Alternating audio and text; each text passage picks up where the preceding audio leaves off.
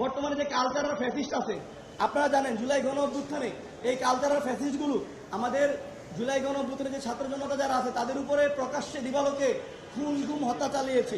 তাদের মধ্যে অন্যতম হচ্ছে খুনি 10 আসনের এমপি ফেরদৌস আহমেদ, 2 নম্বর অভিযুক্ত মেহের আফরোজ শাওন, অভিনেত্রী ও নির্মাতা, সংরক্ষিত আসনের মনোনয়ন প্রত্যাশী, 3 নম্বর রিয়াজ আহমেদ, চিত্রনায়ক, 4 নম্বর অরুণা বিশ্বাস, 5 নম্বর আনিস আলমগীর, 6 নম্বর সোমা ইসলাম, মারিয়া স্কিপ্টা, হিরো আলম, প্রিয়া জান্নাতুল থেকে শুরু করে আমরা খেয়াল করছি জুলাই গণ অভ্যুত্থান পরবর্তী সময়ে 2026 সালের 1 জুলাই আমরা সামাজিক যোগাযোগ মাধ্যমে দেখেছি শান্তা ফারজানা এবং মোমিন মেহেদি সহ বেশ কিছু এই কালচারাল ফ্যাসিস্ট জুলাই গণ অভ্যুত্থানকে কটাক্ষ করছে, ব্যঙ্গাত্মক করছে।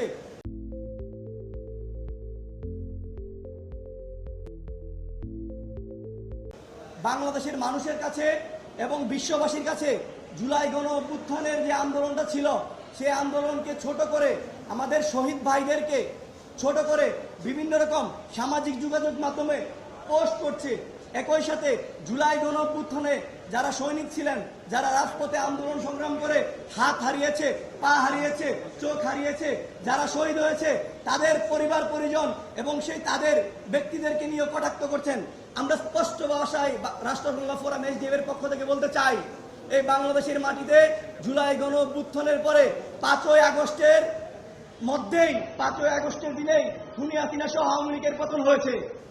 আগামীতে আওয়ামী লীগ কোনোভাবে ফিরবে না। কিন্তু এই আওয়ামী লীগের দোসররা মাঝে মাঝে আইনজীবী হয়ে, মিডিয়া ব্যক্তিত্ব হয়ে, মাঝে মাঝে শিক্ষাবিদ হয়ে বিভিন্ন প্রফেশনের মাধ্যমে তারা ফিরে আসার চেষ্টা করছে। আমরা জুলাই গণ অভ্যুত্থানে যারা সৈনিক আছি ইনশাল্লাহ আমরা প্রস্তুত সেই সকল ফ্যাসিস্টদেরকে মোকাবেলা করতে।